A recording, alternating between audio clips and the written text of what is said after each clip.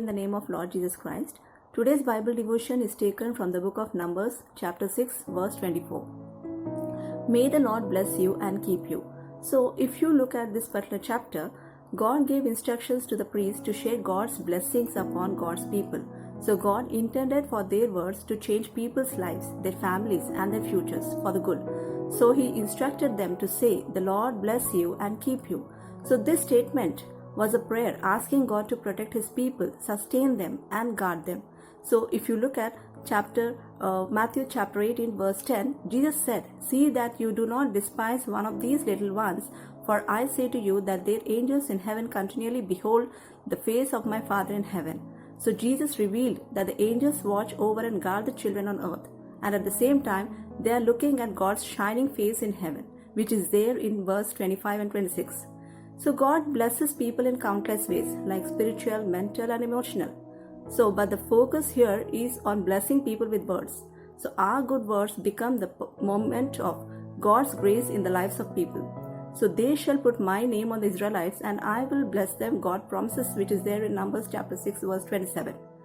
The words we use in our places of work have the power either to bless or to curse, to build up others or to tear them down. So our choice of words often has more power than we realize. So the blessings in Numbers chapter 6 verse 24 to 26 declare that God will keep you, means be gracious to you and give you peace.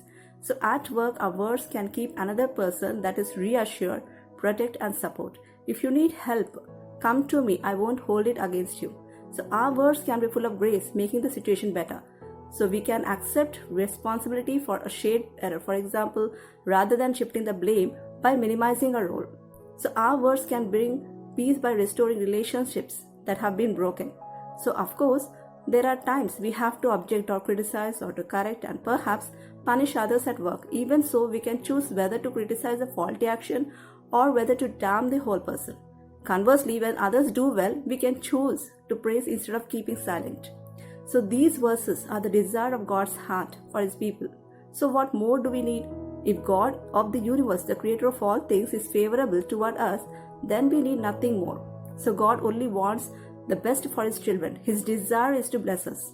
So just by accepting Jesus Christ as our Lord and Savior, we become holy under God's umbrella of righteousness. So God is our protector and our defense. He wants us near Him.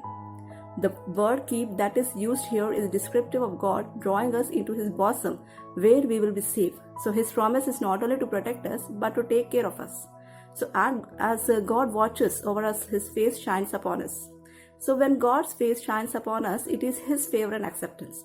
Remember that when Jesus was on the cross, God the Father had to turn away from Him because at that moment Jesus took our sin upon Him and this made Him sin.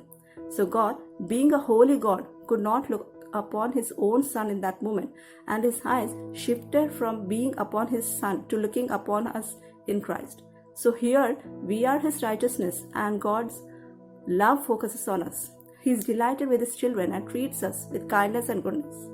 So God's countenance is the expression on His face when He sees us, and it is a permanent smile. He is not disappointed or angry or something. So God is pleased with us regardless of what we do or don't do. So we are in Christ and no longer under the curse, and so we are in His eternal favor. So God does not measure His love for us by our actions or words. He does not have a measuring stick that He pulls back when we mess up.